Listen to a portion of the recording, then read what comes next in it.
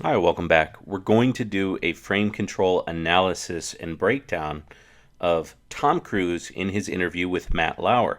You'll see a lot of competing interests here in this interview, and you'll see a lot of subtle frames being set, and I'm going to point them out so you can kind of see how those frames work and how those frames may be working in your life as well when you're having conversations with people. So let's get right into it. 400 and Are you serious? Is there no, I made that up. Is there any fear in your part that what happens personally overshadows the movie? No, it never does. What's, Does it help the movie? I don't know. You know what? It comes down to the movie. Okay, it comes down to the movie. So notice the relaxed way that Tom dismisses the controversy that Matt takes aim at with the question. So you can dismiss criticism in much the same way. When you dismiss something in a non-reactive way, you force the other person to kind of overextend if they want to bring that frame back up again.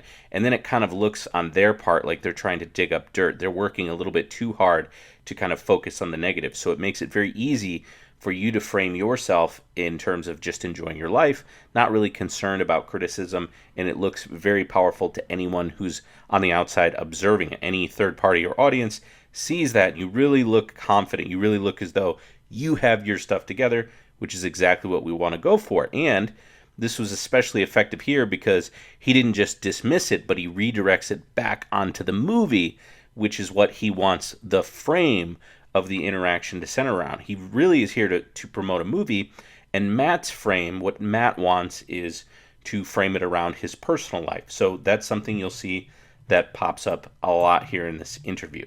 It always comes down to the movie. You are being so much more open. You've been on this show in the past at times where you were in other relationships, and I'd kind of broach the subject of a personal life, and you would very gingerly steer it away.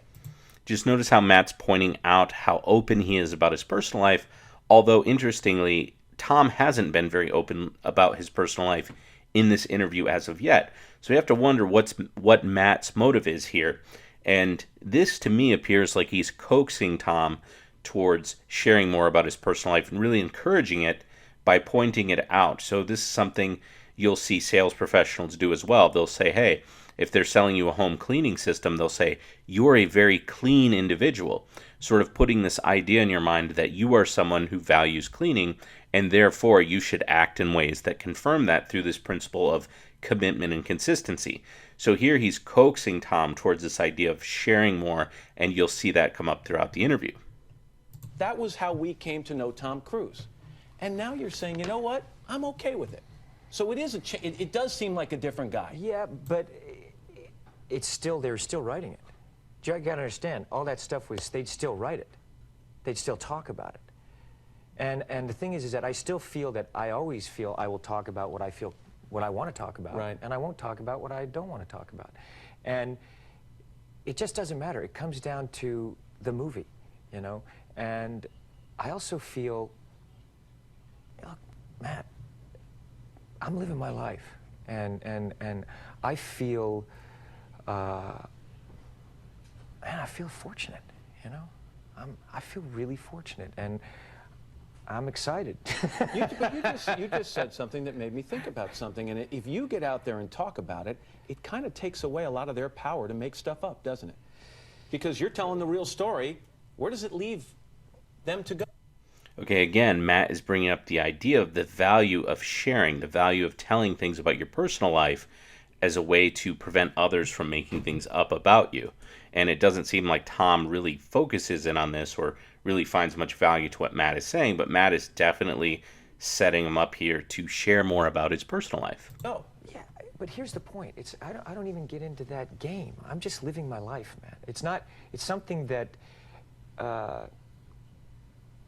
I'm just living my life. And I'm doing the best that I can and doing it in a...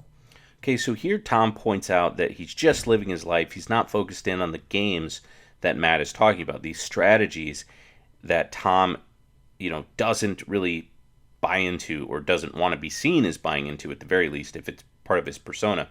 But the ability to spot and reject the paradigms that people use against you in a conversation is a key to frame control.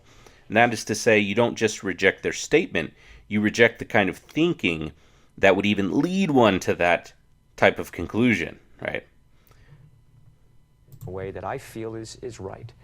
And I think that I like hearing good news, you know? I like hearing, you know, if something good happens to you, it's nice. I like sitting here talking to you. I mean, before when we were, I like hearing good news from people, and it's something that I'm happy. So if you like hearing it, you must want to share it too. Yeah, and you know. So if you like hearing it, you must want to share it too. Again, Matt is pushing him in the direction of sharing about his personal life. It's just interesting to note that these types of motivations really hide behind every conversation that we have. And it's good, especially if you're dealing with someone you don't really know and you don't know their history, to ask yourself, what would somebody in their position want to get out of this interaction? You know, better yet, ask them, but unfortunately, we do carry around personas as human beings, and so we don't always know what the other person's motivations are, and we kind of have to maybe assume what their outcome might be in a given interaction. Like if you're talking to a sales professional, you have to know, like, this person's trying to sell me a product, so they're probably going to say things or even compliment me in a way or make me feel good in a certain way that makes me want to buy. So it's good to develop the habit yourself for not really prejudging people or not really seeing them in a cynical or negative way, but just asking yourself, get in that habit of being more aware about what a person wants to get out of a given interaction that when you speak to them. You know what? And I think I don't have any problem. So when you hear the cynics, Mr. Cruz, and you've heard them, who say this is publicity for a movie, this relationship, or this is Tom Cruise in his 40s trying to become or stay relevant for a younger audience, and that's why he's out there talking about this relationship with this lovely young lady who happens to be sitting right over there. How do you respond to that? You know what? There's always cynics. There's always has been. There always will be. Do you laugh about it or just bug you? No, you gotta just. I have never worried, Matt, about what other people think and what other people say. Katie, close your ears for a second, okay? You have said that Katie is the real thing. She is sensational. She's magnificent. Can you explain to me what she's brought to your life that hasn't been brought to your life in the past? You know, I don't want to compare things. I just say. I don't mean that. You know, no, because you know, but what it is, it's that thing where. So here Tom shoots down the paradigm that Matt puts forward of comparison, comparing one experience to a previous experience. And what I want you to notice is how well he steps out of the frames he's being put in. He doesn't get stuck there, though he politely points it out and moves the conversation where he wants it. You just, in life, when it just happens, man. You know, it's just, you meet someone, and I can't even describe it. Katie has mentioned that she is embracing, or at least exposing herself and opening herself up to Scientology. At this stage in your life, could you be with someone who doesn't have an interest? You know, Scientology is something that you don't understand. It's like you could be a Christian and be a Scientologist, okay? Scientology is something... So it doesn't replace religion. And it is a religion because it's dealing with the spirit, you know, you as a spiritual being. And it's something that there's tools that you have that you apply to your life. Coming up, the mood changes a bit. You're going to see a fiery Tom Cruise talk about his attack on Brooke Shields, antidepressants, and Ritalin for kids. Here's a sneak peek. It's very impressive to listen to you because clearly you've done the homework and you know the subject. And you should. And you should do that also because just knowing people who are on...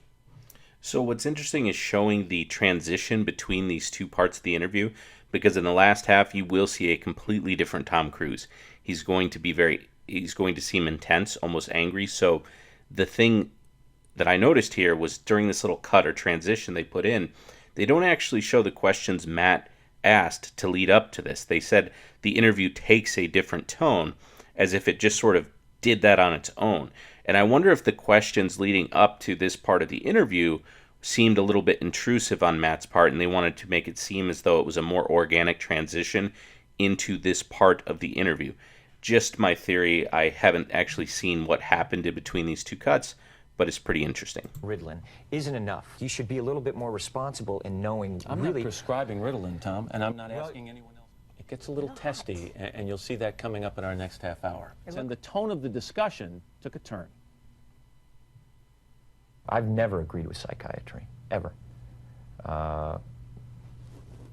Before I was a Scientologist, I never agreed with psychiatry. And then when I started studying the history of psychiatry, I started realizing more and more why I didn't agree with psychiatry. And as far as the Brooke Shields thing is, look, you gotta understand, I really care about Brooke Shields. I think here's a wonderful and talented woman. And I want to see her do well. And I know that psychiatry is a pseudoscience. But Tom, if she said that this particular thing helped her feel better, whether it was the antidepressant or going to a counselor or a psychiatrist, isn't that enough? Matt, you have to understand this. Here we are today, where I talk out against drugs and psychiatric abuses of electric shocking people, okay, against their will, of drugging children with them not knowing the effects of these drugs. Do you know what Adderall is? Do you know Ritalin? Do you know? So the frame battle that's going on here changes in this last half, and you have Tom Cruise focusing on the horrors of, I guess, pharmaceuticals, and then you have Matt focusing more on the victimization of Brooke Shields. You know, he refers to it as an attack on Brooke Shields when Tom said that she was irresponsible for being on antidepressants. So that's the frame battle that's going to happen. And I want you to see that Tom really picked a terrible, terrible position to start from in this kind of rhetorical battle that you're going to see here. And the reason being is whenever you're advocating for something, it's very difficult to advocate for an entire, like an attack of an entire industry. There's a lot of things to defend and a lot of holes that can be poked into your line of thinking. And in other words, you're shouldering a lot of responsibility to say the entire industry is, you know, terrible. It would be much easier to say, hey, the particular type of medication she was going for is very unhealthy. I have concerns for her based on this. He picks some very, like, tough fights, we'll just say, you know, very tough fights. And so just keep that in mind when you are advocating for something or arguing for something. Don't always pick a battle that's very broad and a very strong attack, or attack against, you know, sort of a David and Goliath thing. Just be careful when you do that, because sometimes it's easier just to advocate for a very narrow type of change or a very narrow type of focus that you want the audience to guide their mind towards, rather than sell them on this idea that an entire, you know, industry is corrupt. Now that Ritalin is a street drug, do you understand that? The difference is this was not Matt, against Matt, her I'm will, asking, though. Matt, But this wasn't I'm against asking you a Brooke's will. question. Matt, I'm asking you a question. I understand there's abuse of all of these things. No, you see, here's the problem. You don't know the history of psychiatry. I do. Aren't there examples, and might not Brooke Shields be an example of someone who benefited from one of those drugs? All it does is mask the problem, Matt. And if you understand the history of it, it masks the problem. That's what it does. That's all it does. You're not getting to the reason why. There is no such thing as a chemical imbalance. So in a body. postpartum depression to you is Matt, kind of a little psychological gobbledygook? No, I did not say that. I'm just asking, what would you call it? Matt, that is the now you're talking about two different things. But that's what she went on the antidepressant for. But what happens, the antidepressant, all it does is mask the problem. There's ways of vitamins and through exercise and various things. I'm not saying that that isn't real. That's not what I'm saying. That's an alteration of what I'm saying. I'm saying that drugs aren't the answer, that these drugs are very dangerous. They're mind-altering, antipsychotic drugs. And there are ways of doing it without that, so that we don't end up in a brave new world. The thing that I'm saying about Brooke is that there's misinformation, okay? And she doesn't understand the history of psychiatry. She doesn't understand in the same way that you don't understand it, man. But a little bit what you're saying, Tom, is you say you want people to do well, but you want them to do well by taking the road that you approve of, as opposed to a road that may work for them. So rhetorically speaking, strategically, Tom is in a real bind here, because Brooke Shields is a mother taking meds just to get by, suffering from postpartum depression. That's something that people are really going to care about. And so if Tom goes against that, it's very easy to be framed such as, you know, in a way that he's being a bully. But what Matt has framed it as he's framed it as Tom being a bit of a dictator and an arbiter of what is right and what is wrong. He's kind of the king when it comes to right and wrong, and he's issuing judgment against Brooke.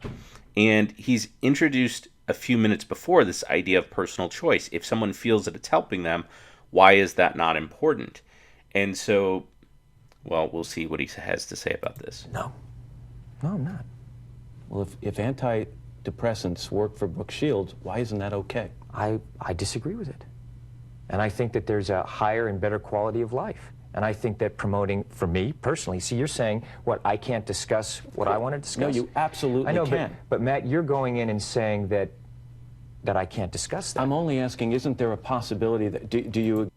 So in order to squash the frame that Matt set of not respecting personal choice and telling the mother what to do with her depression, he appeals to something that most would agree with, which is this idea of freedom of expression. Very powerful value.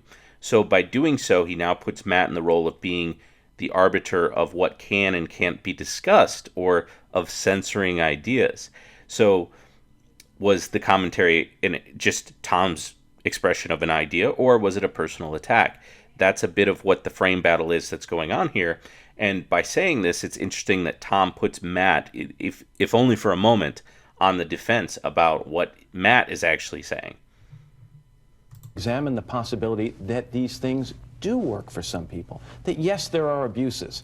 And yes, maybe they've gone too far in certain areas. Maybe there are too many kids on Ritalin. Maybe electric shock Too many kids on Ritalin. Matt, I'm just saying, but aren't there Matt, examples where it works? Matt, you don't even, you're glib. You don't even know what Ritalin is. If you start talking about chemical imbalance, you have to evaluate and read the research papers on how they came up with these theories, Matt. Okay? That's what I've done. And you go and you say, where's the medical test? Where's the blood test that says how much Ritalin you're supposed to get? It's very impressive to listen to you, because clearly you've done the homework and you know the subject. And you should. And you should do that also, because just knowing people who are on Ritalin isn't enough. You should be a little bit more responsible in knowing I'm really... not prescribing Ritalin, Tom. You know, it's interesting that Tom appeals to the value of responsible communication here, because Matt could easily flip that around on him by asking if it is responsible for a celebrity to be swaying people away from, doctor-ordered or doctor-recommended pharmaceuticals. And this would have been a bit confrontational, though, if Matt had said that to Tom. Tom's already fired up, and so Matt wants to appear as non-combative as possible. For Matt to have the best interview possible, Tom has to absolutely lose his mind on any topic related to his personal life, Scientology, or pharmaceuticals. So you have to understand that the time that this was all going on in this interview, Tom was pretty much forming his identity as this sort of Scientology person, and he was really falling out of favor with a lot of people in terms of his alignment with Scientology. Still was massively famous and popular in the movies, but he kind of had this manic vibe about him. So it's very beneficial for Matt to accentuate that part of Tom's personality during this interview. So he wants to lean back and not be as combative. And I'm not asking anyone else to do it. Well, I'm you are. simply You're saying no. I know some people who seem to have been helped by it. But it's like, this is a very important issue. This is a very, and you know what? And you're here on the Today Show, right? And to talk about it in a way of saying, well, isn't it okay, and being reasonable about it when you don't know, and I do. I think that you should be a little bit more responsible in knowing what it is, because you communicate to people. But you're now telling me that your experiences with the people I know, which are zero, are more important than my experiences. What do you mean by that? You're telling me what's worked for people I know, or hasn't worked for people I know, and I'm telling you I've lived with these people, and they're better.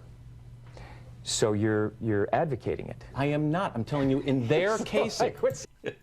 So again, Matt frames him as the arbiter of what is good, right? So you know better for everyone else. And then he proposes something that sounds very extreme, that Tom says that, or he proposes this idea that Tom thinks he knows better than Matt about Matt's experiences of his own friends. And the goal is to frame controls to make your opponent's position seem like absolute nonsense or very extreme, more extreme than it probably actually is. And Matt's scenario here makes it look pretty extreme. Like Tom's telling Matt that Tom knows more than Matt does about his own friends, which is a very weird way to word that. But Tom takes advantage of this overextension by equating it to advocating for drug use. So he's saying, oh, so you advocate for it. And then he just starts laughing, which is pretty hilarious to me. It's pretty fun to watch. So even though it was kind of a misrepresentation of what Matt was saying, because Matt really hasn't advocated for widespread use of these ideas in this particular interview, he's always advocated for this narrow idea, the more defensible position that might it work in some cases. In some rare cases, it might help. I'm not telling you to get all your kids on Ritalin, but I'm saying, hey, it could have worked and it's helped for some of my friends. Why do you think you know more than I do about the experiences of my friends who say that it's helped them? Even though Tom earlier talked about it having a masking effect. In other words, it appears to help, but it doesn't actually help long term. Very interesting frame battle that's going on here. I hope you've enjoyed it. I'm going to have more content related to this about breaking down these interactions so that you can see the kind of hidden lines that form in our conversations and the frames that are being set so that we don't walk right into frames and so that we're able to have a lot of confidence in our conversations. And if you like that kind of content, please like this video and please subscribe for more content. Thank you so much.